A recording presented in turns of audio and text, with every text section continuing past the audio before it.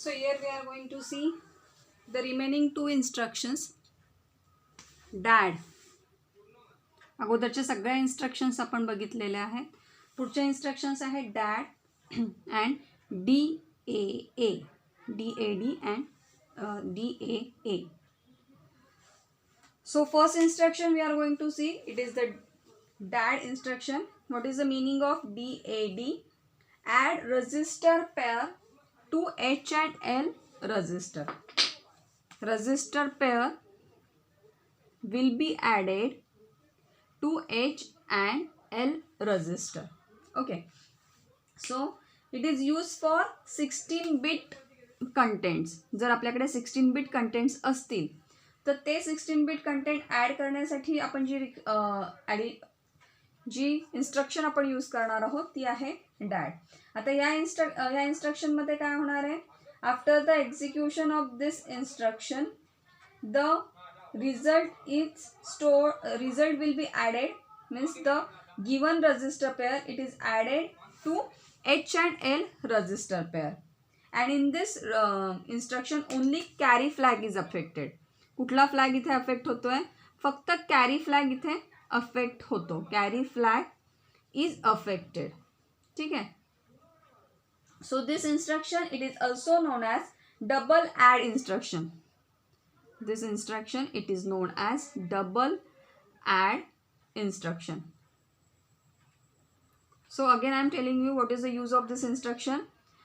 The content of 16-bit resistor pair will be added to the H and L register and the result will stored inside again into HL register. तो जो result आहे तो result हा ॲक्युमुलेटरमध्ये आतापर्यंत आपण सगळ्या इन्स्ट्रक्शनमध्ये बघितलं की रिझल्ट हा ॲक्युमुलेटरमध्ये स्टोअर्ड होतो. पण या इन्स्ट्रक्शनमध्ये H and L रजिस्टर पेअरचे कंटेंट दुसऱ्या एका रजिस्टर बरोबर ॲड होतात आणि ते कंटेंट परत कुठे, म्हणजे तो रिझल्ट आहे तो कुठे स्टोअर होणार आहे, that will be added in to H and L register. So it is a single byte instruction. ही एक सिंगल बाईट इन्स्ट्रक्शन आहे. ओके. सो इथे आपण बघणार आहोत की कसा रिझल्ट तुमचा स्टोअर होणार, ही इन्स्ट्रक्शन कशी काम करते.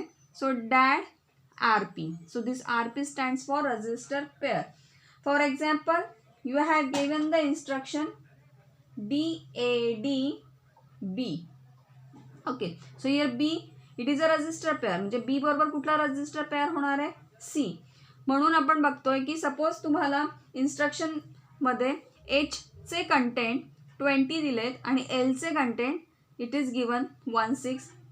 Again you have given the content of B it is 04 and you have given the content of C it is 02. So ह्या instructionचे meaning काय, what is the meaning of instruction? The content of HL register pair will be added to the content of BC register pair. आता इथे आपण कुठलाही register घेऊ शकतो, पण आता सध्या आपण B घेतलाय म्हणून ह्या दोघांचं हे दोन कंटेंट्स इथे आपल्याला ॲड करता येईल.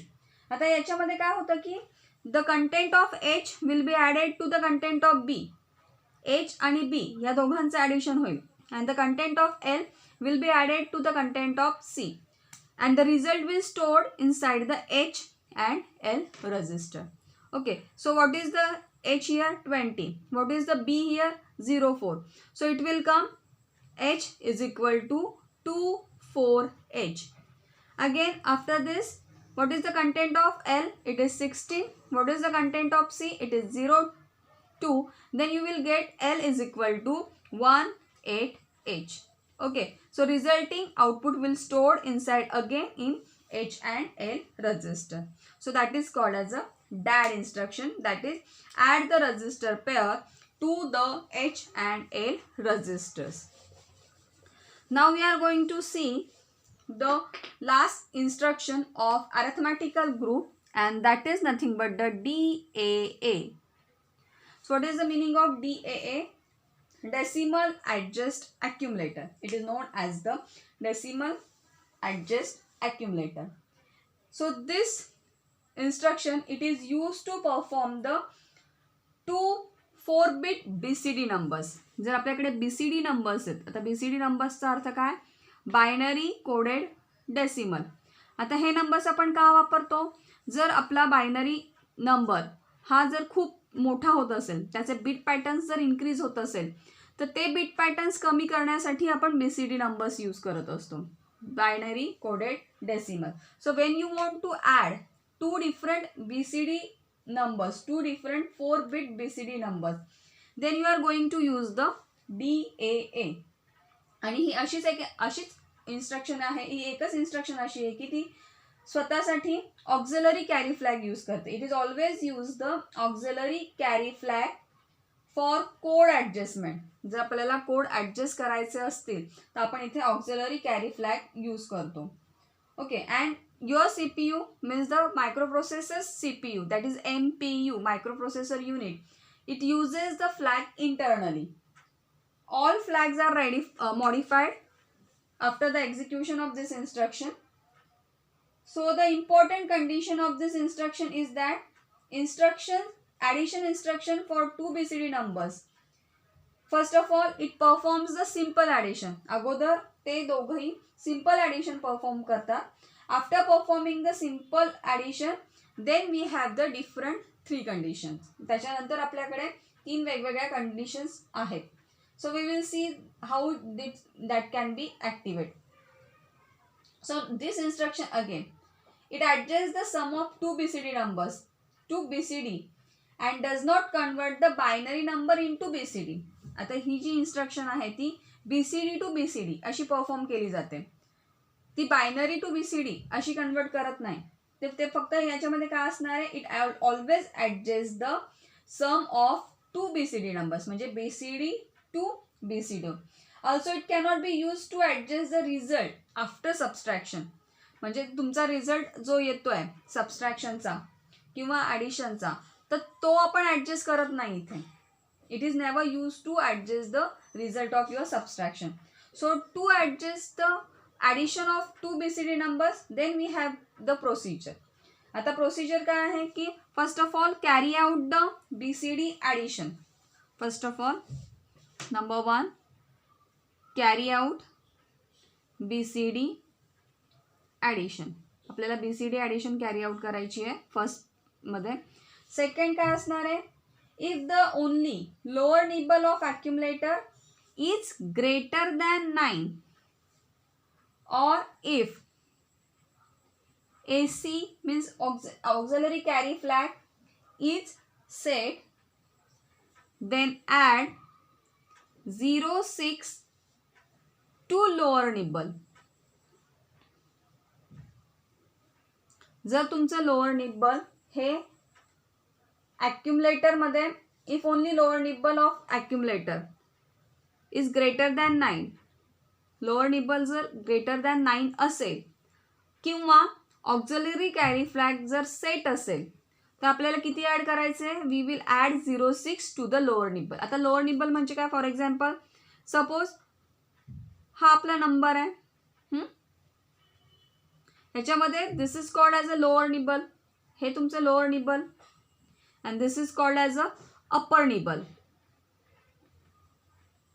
दिस इज द अप्पर निबल. आता इथे आपण बघतोय की लोअर निबल म्हणजे हा 1.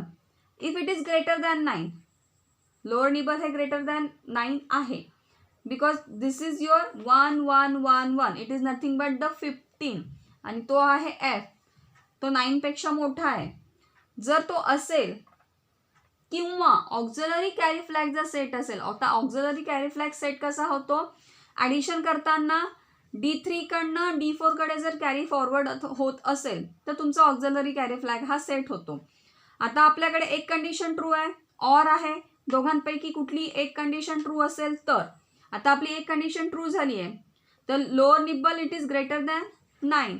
So what we are going to do, then after we are going to add the 0.6 to your lower nibble only. फक्त लोअर निब्बलमध्ये ॲड करायचे आपल्याला, ते अप्पर निब्बलमध्ये ॲड होणार नाही.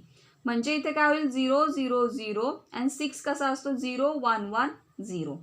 आता या दोघांचं ॲडिशन आपल्याला इथे करायला लागेल. So that is your second step, or we can say the second step of your procedure. येते लक्षात. आता आपण थर्ड स्टेपकडे येणार. What is the third step, if your upper nibble is greater than 9 or if carry flag is set. जर अपर nibble greater than 9 असेल किंवा carry flag जर सेट असेल then add 06 to upper nibble. तर किती ॲड करायचे परत अप्पर निबलमध्ये 06. अप्पर निबल म्हणजे तुमचं लेफ्ट हँड साईडचं डिजिट. ओके, ही थर्ड झाली. आता फोर्थ काय असेल? What is the fourth? If both upper nibble and lower nibble हे दोघंही जर ग्रेटर दॅन 9 असतील किंवा auxiliary carry and carry flag are set then add 06 to both in upper nibble as well as into the lower nibble. So these are the 4 procedure which we are using to adjustment the addition of two BCD numbers. So here we are going to see one example for this. आपण एक example बघणार आहोत याचं. Suppose you have the addition of BCD number 414 BCD plus 48 BCD. So here first of all you just convert this number into its binary. So 14 means 0 0 0 1, 4 means 0 1 0 0. Okay, now 48 0 1 0 0 8 1 0 0 0. Okay, these are your BCD numbers. Perform the addition. पहिली step काय? Addition perform करायची आपल्याला. 0 0 1 1. Here again 1 0 1 0. Okay, now just check the condition. Second condition, upper nibble आणि lower nibble आपल्याला ते greater than 9 आहे की नाही ते चेक करायचे. So first of all will comes to the lower nibble. Lower nibble काय आहे?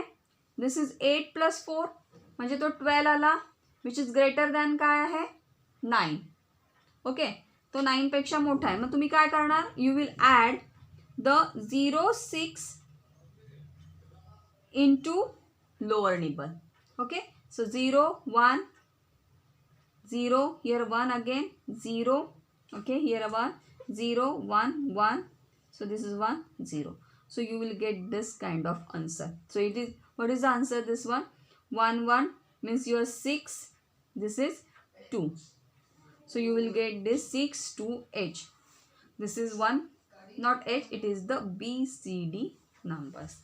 So in this way you are going to perform the instruction DAA. This is the DAA instruction.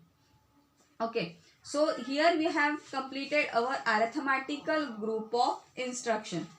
So next to that we will see some conditional branching instruction, because in programs we required this all conditional branching instruction. So in case of the branching control group मध्ये आपण बघतोय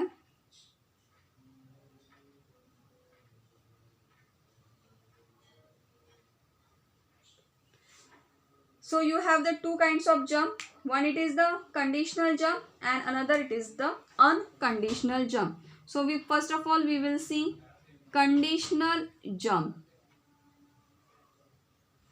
Okay, so what is the meaning of conditional jump? So it is a 3 byte conditional jump. So you know the significance of 3 byte. 1 byte it is given for the opcode.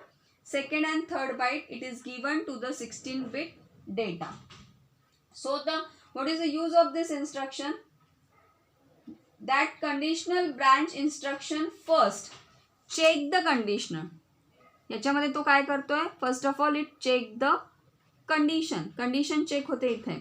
आणि जर condition true असेल, if the condition is true, then and then only your branching will take place and it will check the condition. जर condition true असेल तरच branching होतं, means it jumps to the given address, else program continues in a same sequence. जर condition false असेल तर तुमचा प्रोग्रामचा sequence हा ॲज इट इज असतो, तो चेंज होत नाही. No flags are affected in this instruction. आता याच्यामध्ये आपण बघणार आहोत की ऑपकोड कसे चेक केले जातात, कुठल्या कुठल्या ब्रांचिंग इन्स्ट्रक्शन्स आहेत. पहिला आहे JC, दुसरा आहे JNC, then JP, JM, we have JPE, JPO, then we have JZ आणि JNZ. हे तुमचे इन्स्ट्रक्शन्स आहेत. हे सगळे तुमचे फ्लॅग्स आहेत. You can see here. So this all instruction, ह्या सगळ्या कंडिशन्स आपण जे जे फ्लॅग्स यूज करतोय त्या फ्लॅगच्या सेट आणि रिसेट यावर सगळे डिपेंड्स असतील. आता JC म्हणजे काय, jump on carry. So jump on carry म्हणजे काय, जर कॅरी फ्लॅग हा 1 असेल म्हणजे तो सेट असेल. JNC म्हणजे काय, जम्प ऑन नो कॅरी म्हणजेच कॅरी फ्लॅग काय असणार आहे तुमचा, रिसेट. म्हणजे आपण चेक करताना काय चेक करणार, जम्प ऑन कॅरी म्हणजे काय, if carry is equal to 1. जर कंडिशन ट्रू असेल, जर कॅरी असेल तिथे तरच आपण जम्प घेणार, otherwise program will come like this. JNC म्हणजे जम्प ऑन नो कॅरी. जर कॅरी 0 असेल, if carry is equal to 0, then you are going to take a jump. JP means what, jump on positive. आता positive negative हे आपण कुठल्या फ्लॅगने check करतो, तर साइन फ्लॅग. जर साइन फ्लॅग 0 असेल तर तुमचा so it is nothing but your sign flag. S is equal to 0. जर साइन फ्लॅग 1 असेल म्हणजे साइन फ्लॅग जर 0 असेल तर तुमचं आन्सर पॉझिटिव्ह असतं. आणि जर आन्सर पॉझिटिव्ह असेल, जर कंडिशन ट्रू असेल तर तुम्ही the control will take place. आणि जर jump on minus, that is your S is equal to 0. जर साइन फ्लॅग 1 असेल, if the condition is true then you will take a jump. जर कंडिशन त्या ठिकाणी ट्रू असेल तर.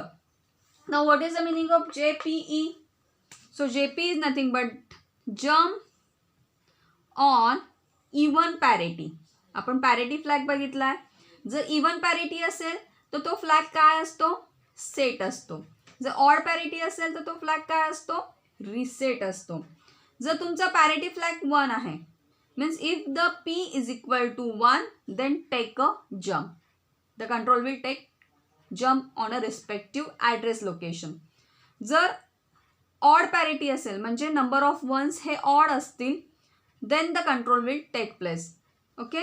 आता JZ कसा होणार आहे, JZ जम्प ऑन 0 म्हणजे इथे 0 फ्लॅग काय असतो, सेट. आणि इथेच तो काय असणार आहे, रिसेट. आता 0 फ्लॅग सेट कसा होणार आहे, if your accumulator contains the 0 answer in it.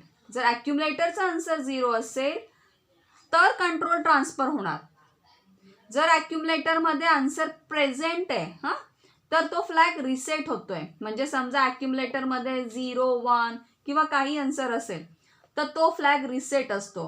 JNZ means what, if the 0 flag is reset, if the condition is true then the control will take place. So this is all things is known as the conditional branching. Okay. So these are the 16-bit branch address. म्हणजे ही 3 बाईटची instruction आहे. असा हा आहे conditional branching. म्हणजे आपण arithmetical group बघितला आणि त्याच्यानंतर कंडिशनल ब्रांचिंग बघितला. लॉजिकल ग्रुप आहे तो आपण नंतर बघणार आहोत, कारण because this is used in a programs. So try to see this video and if you are not understanding then you just let me know the things what you are not understanding. नसेल समजत तर आपण परत घेणार आहोत, but do watch the video.